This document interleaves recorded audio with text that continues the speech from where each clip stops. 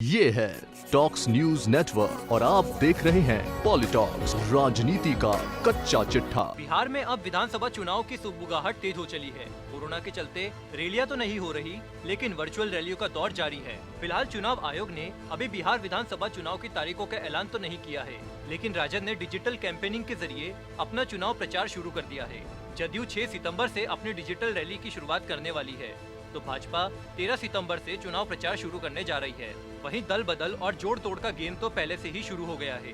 वैसे देखा जाए तो बिहार की सियासत काफी अजब गजब रही है।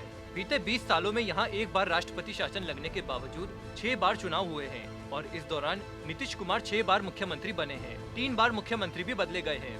इन 20 सालों में कुल 8 बार सीएम का शपथ ग्रहण हुआ, जिसमें नीतीश कुमार 6 बार, राबड़ी देवी और जीतन राम मांझी एक बार मुख्यमंत्री बने। अगर हम बिहार विधानसभा के पिछले 20 साल के दौरान हुए चुनावों पर गौर करें तो कई चीजें सामने आती है।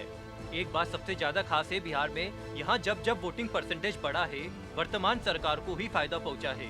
लेकिन ये भी सच है कि यादव कुनबे के राज जाने के बाद कभी भी वोटिंग परसेंटेज 60% तक भी नहीं हुआ है। सबसे ज्यादा वोटिंग पिछले चुनावों में हुई, लेकिन यहाँ भी जदयू ने राजद के साथ मिलकर चुनाव लड़ा। उस समय 56% वोटिंग हुई थी। इससे पहले का वोटिंग परसेंटेज केवल 52% था। एक समय था जब बिहार में कांग्रेस का एक छत्री राज हुआ करता था। आजादी के बाद 1989 तक कांग्रेस के 14 मुख्यमंत्रियों ने बिहार में राज किया, लेकिन उसके बाद कांग्रेस बिहार में कभी वापसी नहीं कर पाई और न ही कभी चुनौती दे पाई। 1990 के चुनाव में कांग्रेस को 71 सीट जरूर मिली, लेकिन 1995 में 29 सीटों पर सिमट गई। इसके बाद कांग्रेस का ग्राफ लगातार गिरता गया। 2015 के चुनाव में नीतीश के साथ आने से जरूर कांग्रेस को फायदा हुआ, लेकिन पिछले 30 सालों में कांग्रेस कभी भी सरकार बनाने की स्थिति में नहीं आ सकी।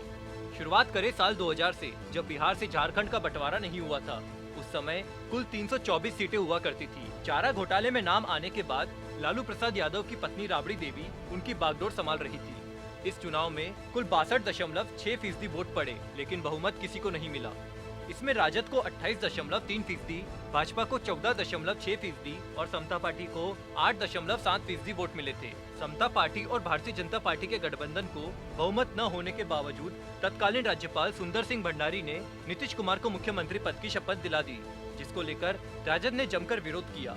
इस विरोध के चलते नीतीश की सरकार केवल 7 दिन ही चली और उन्हें इस्तीफा देना पड़ा। इसके बाद कांग्रेस के समर्थन से एक बार फिर से राबड़ी देवी बिहार की मुख्यमंत्री बनी।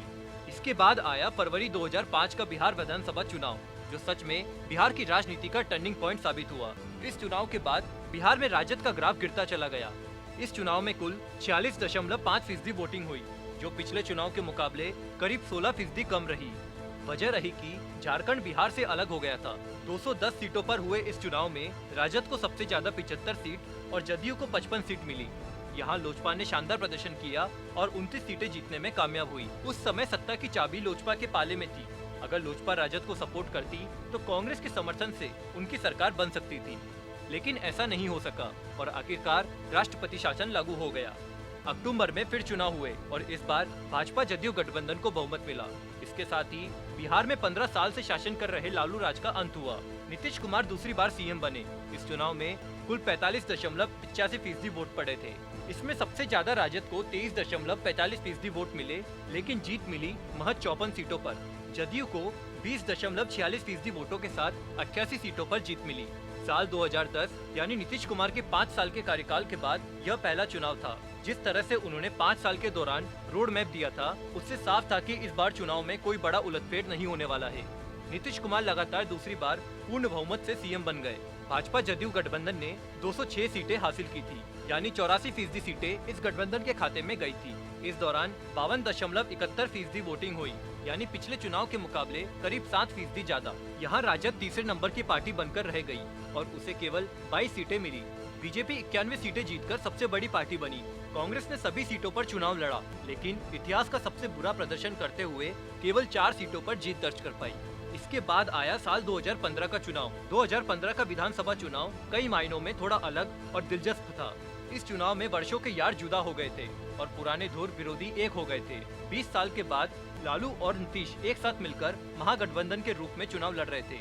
जबकि दूसरी ओर भाजपा, लोजपा और रालोसपा मिलकर उनका मुकाबला कर रही थी। 2014 के लोकसभा चुनाव में भाजपा को भरपूर समर्थन मिला था। भाजपा गठबंधन ने 40 में से 31 सीटें जीती थी और मोदी लहर भी अपने उफान पर थी।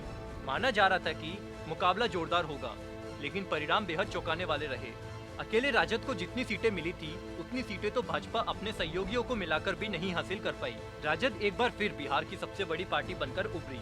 राजद को 80, जदयू को 71, कांग्रेस को 27, तो मोदी लहर के बावजूद बीजेपी को 53 सीटें मिली।